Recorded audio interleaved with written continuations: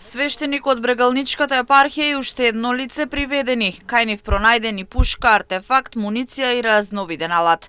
На 18 септември 2025 година во 20 часот и 40 минути во населбата Превалец, Велес, полициски службеници од секторот за внатрешни работи Велес ги лишија од слобода ВД 45 години од Виница и ЗН 48 години од Штип. При контрола на патничко возило Шевролет со винички регистерски ознаки, управувано од ВД, а сопатник бил ЗН, била пронајдена пушка артефакт која представува културно наследство, како и над 300 парчиња муниција, кој ВД ги поседувал без соодветна документација.